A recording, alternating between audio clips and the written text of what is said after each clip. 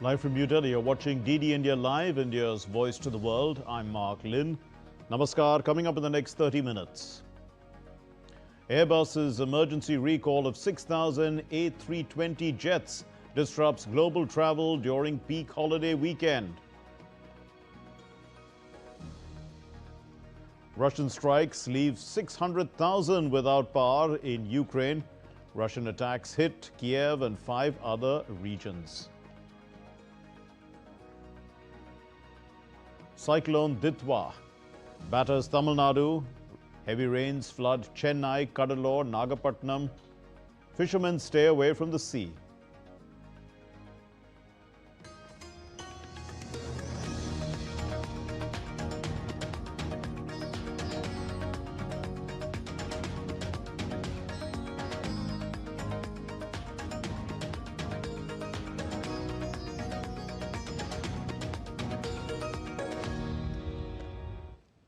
It might be bad news for air travelers this weekend. You may face flight disruptions worldwide, in fact, as Europe's Airbus has ordered the immediate repairs to 6,000 of its widely used A320 family of jets, in a sweeping recall affecting more than half of the global fleet, threatening upheaval during the busiest travel weekend of the year in the United States and disruption worldwide. The setback appears to be among the largest recalls affecting Airbus in the 55-year history of this company, and it comes weeks after the A320 overtook the Boeing 737 as the most delivered model.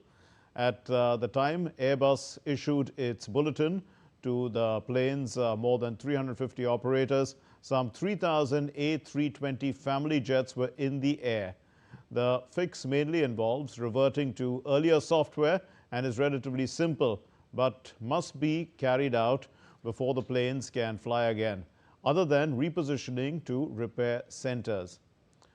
Airlines from the United States to South America, Europe, India, and New Zealand have warned the repairs could potentially cause flight delays or cancellations. India's aviation watchdog, the DGCA, has issued a major safety directive to all airlines operating Airbus A320 family aircraft. Following a global alert from the European aviation regulator, the DGCA has ordered that these aircraft must not fly until crucial software or hardware updates are completed. The move comes after a concerning discovery that intense solar radiation could corrupt flight control data mid-air, potentially triggering an unexpected pitch down of the aircraft. Airlines have been told to act immediately, ensuring all mandated modifications are installed before the fleets return to service. Earlier, Indigo and Air India are the major Indian operators of the A320 family aircraft. That's the A320, A319 and A321, which form the bulk of India's narrow-body aircraft fleet. Now, both these airlines have said that they are aware of the notification from Airbus and are implementing the prescribed rectification action. A majority of these aircraft will require the software change, which is likely to lead to brief groundings, as the required changes would take a couple of hours per aircraft.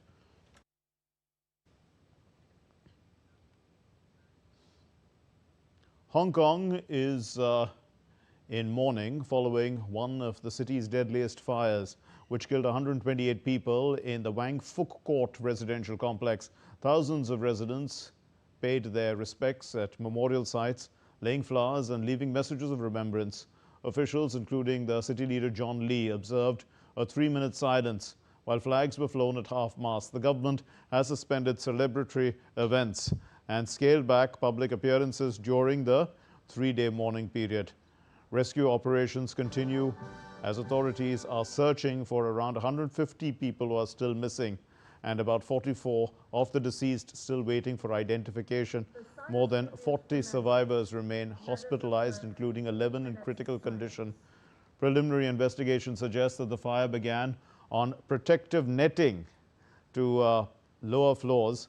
This was the protective netting at the lower floors, spreading quickly due to the flammable foam boards and bamboo scaffolding, while in fact alarm systems reportedly malfunctioned. Meanwhile, China has launched a campaign against major fire risks in high-rise buildings, and authorities continue to investigate and hold responsible parties accountable. The U.S. military actively has surged at the former Roosevelt Roads base in Puerto Rico, with F-35 jets, drones and Marines deployed as part of a wider operation targeting drug trafficking near Venezuela. Amid the growing tension with Venezuela, the latest activity followed sightings of a CH-53E Super Stallion helicopter, while an Air Force AC-130 gunship also landed at the facility, which has become a key hub for regional operations. Officials frame the operations as anti-narcotics efforts aimed at Venezuela, which is linked the Venezuelan-linked trafficking networks. But the sheer scale of the forces, including the naval strike groups and the surveillance assets, all this has raised the regional alarm. And Venezuela has responded with defensive military mobilization, warning against any action that threatens its sovereignty. On Thursday, President Donald Trump said that the United States would very soon take action to stop suspected Venezuelan drug traffickers on land. Although reportedly, the U.S. President Donald Trump spoke with Venezuela's President Nicolas Maduro last week and discussed a possible meeting between them in the United States. Ukraine says 600,000 people have been left without power after a Russian overnight attack on their power grid. The attack hit facilities in Kiev and 5 regions across Ukraine. So the Russian drone as well as missile strikes have hit Kiev early Saturday, killing 1 and injuring 11. Fires broke out as debris fell over residential areas, with rescue teams pulling survivors from damaged buildings. The head of Kiev's military administration said that Russian drone and missile attacks and strikes have hit 6 locations in Kiev. Debris from the downed drones triggered fires in the residential areas, with 1 body recovered from the rubble and a child rescued. The attack comes just days after a previous strike that left 7 dead. The Ukrainian President Volodymyr Zelensky said a team of Ukrainian negotiators is headed to the United States on Saturday for talks on Washington's plan to end the war. In a post on social media platform X, President Zelensky wrote that Rustem Umerov, who is the Secretary of National Security and Defense Council and head of the Ukrainian delegation, is traveling with a team to the United States.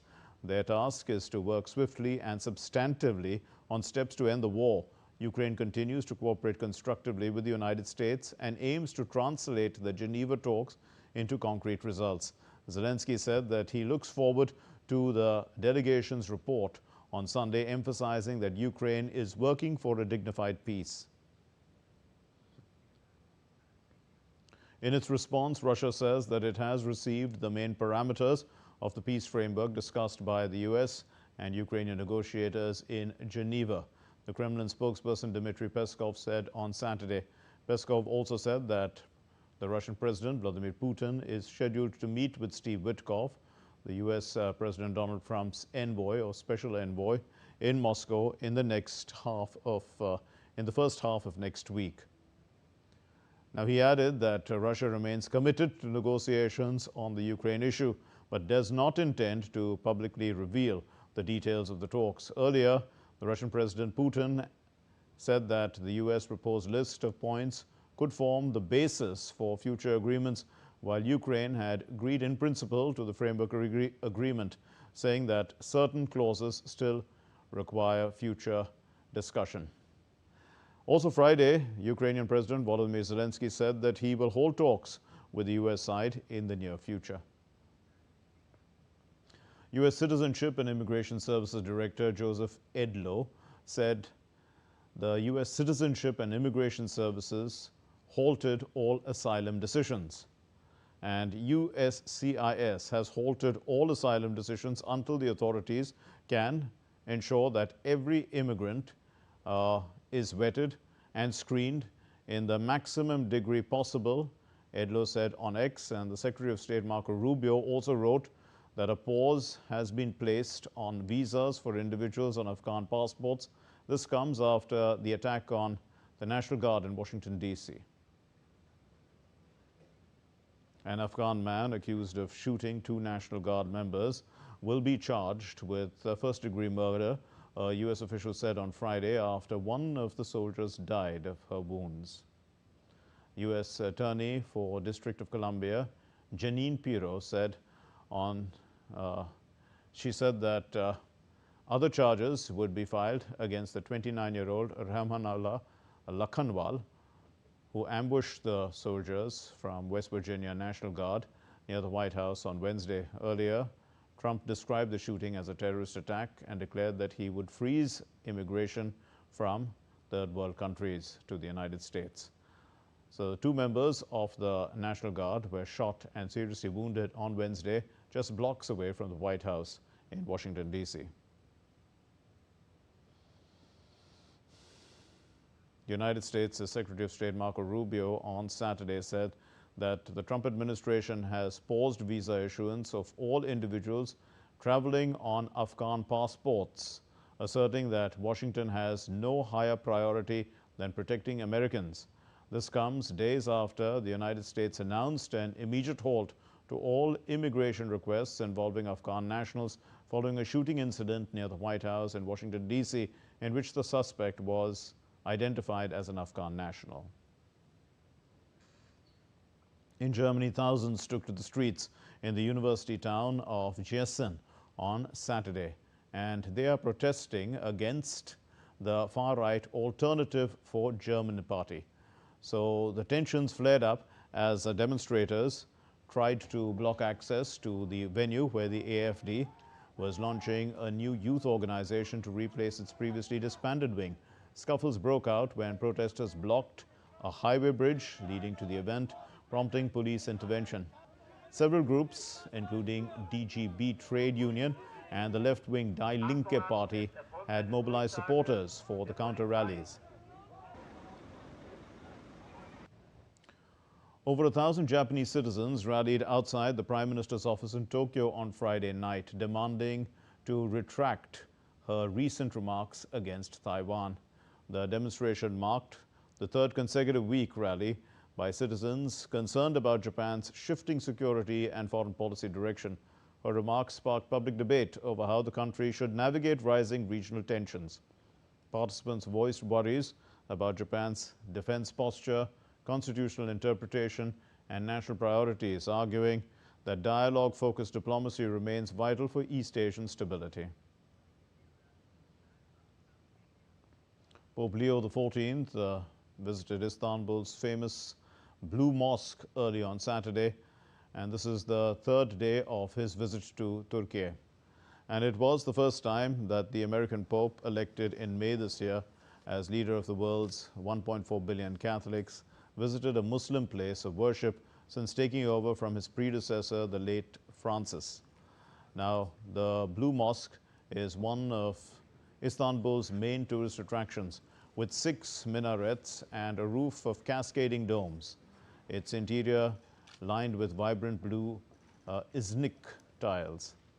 And with such a highly symbolic gesture, Leo follows in the footsteps of Pope Benedict, who had visited the site in 2006, and Francis, who did the same actually in 2014. Still to come here on DD India Live.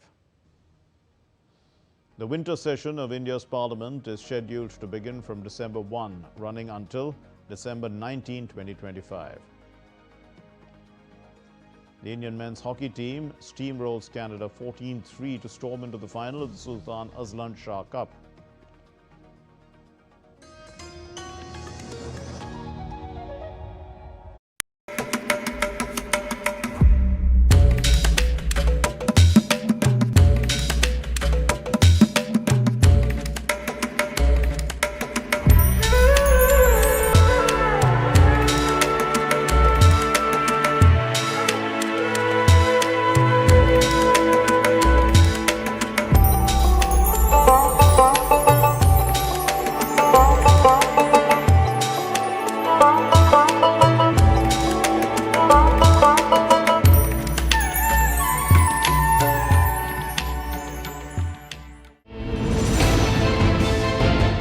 geopolitics and trade deals, economic challenges amid development, hard work and the path to prosperity.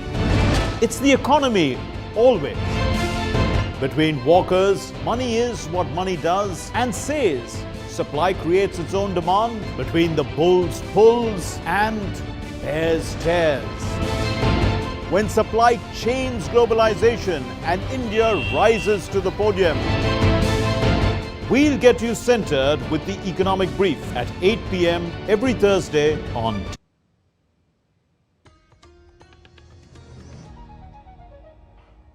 You're watching DD India Live. I'm Mark Lin. Now, India has been re-elected as the International Maritime Organization Council member for the 2025-2026 term, securing the highest number of votes, 154 in Category B, which includes countries with major interests in international seaborne trade. India was elected alongside nations such as Australia, Brazil, Canada, France, Germany, the Netherlands, Spain, Sweden, and the UAE. The newly elected council will meet on December 4 for its 136th session to choose its chair and vice chair. The Indian High Commission to London thanked member states for their support and reaffirmed India's commitment to strengthening the global maritime sector. The winter session of India's Parliament is scheduled to begin on December 1, running until December 4, the smooth functioning of the Lok Sabha as well as the Rajya Sabha. Rijiju had urged the opposition parties to actively participate and to contribute is leading in renewables. So the minister made these remarks while being conferred with an honorary doctorate by IIM Calcutta. Faced with such pulls and pressures of globalization, of fragmentation, and of supply insecurity, the rest of the world responds by hedging against all contingencies. Even as it engages the United States and China directly, choices are avoided where feasible, and choices are made when beneficial. Simultaneously, other options between themselves are explored with greater urgency. One sign of that is the uptick in the enthusiasm today for free trade agreements across geographies. Sri Lanka's President Anura Kumara Dissanayake has declared a state of emergency to respond to the widespread devastation caused by Cyclone Ditwah, and the death toll has climbed to 123 with more casualties feared. According to disaster officials, at least 130 people remain missing across several districts affected by severe flooding, landslides and structural collapses triggered by the cyclone's passage. Search and rescue operations are continuing despite heavy rain, damaged road networks and prolonged disruptions to power the communication services.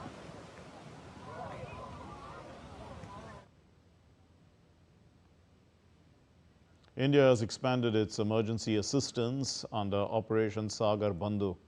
A second aircraft reached Sri Lanka with 80 personnel from the National Disaster Response Force, along with disaster relief supplies and rescue equipment to aid ongoing operations.